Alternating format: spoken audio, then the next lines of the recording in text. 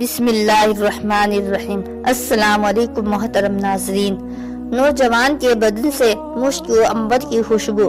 حضرت علامہ عبداللہ بن اسد یافعی رحمہ اللہ نے فن تصوف میں ایک کتاب لکھی ہے، اس کا نام الترغیب والترہیب ہے۔ اس میں انہوں نے ایک نوجوان کا واقعہ نقل فرمایا ہے کہ ایک نوجوان سے ہمیشہ مشک و عنبر کی خوشبو مہکتی تھی۔ اس کے کسی متعلق نے اس سے کہا کہ آپ ہمیشہ اتنی عمدہ ترین خوشبو میں معطر رہتے ہیں، اس میں کتنا پیسہ بلا وجہ خرچ کرتے رہتے ہیں۔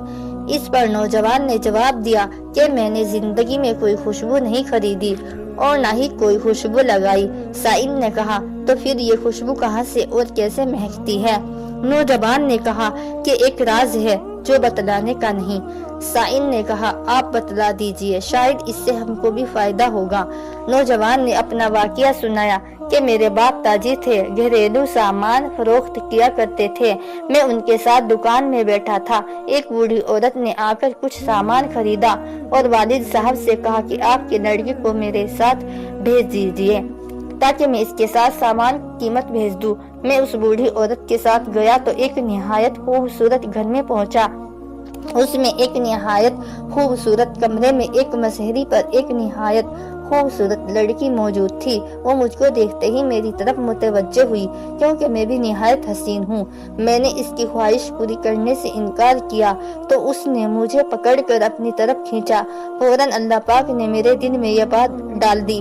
میں نے کہا کہ مجھے قضاء حاجت کے لیے بیت الخلا جانے کی ضرورت ہے۔ اس نے فوراً اپنی باندیوں اور خادموں سے کہا کہ جلدی سے بیت الخلا ان کے لیے صاف کر دو۔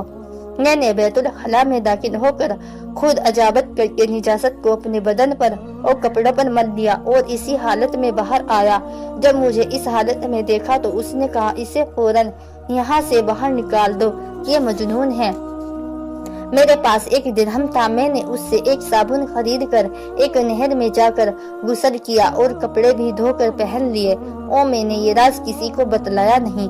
جب میں اسی رات میں سویا تو خواب میں دیکھا کہ ایک فرشتے نے آ کر مجھ سے کہا کہ اللہ تعالیٰ کی طرف سے تم کو جنت کی بشارت ہے اور معصیت سے بچنے کے لیے جو تدبیر تم نے اختیار کی تھی اس کے بدلے میں تم کو یہ خوشبو پیش کی جا رہی ہے۔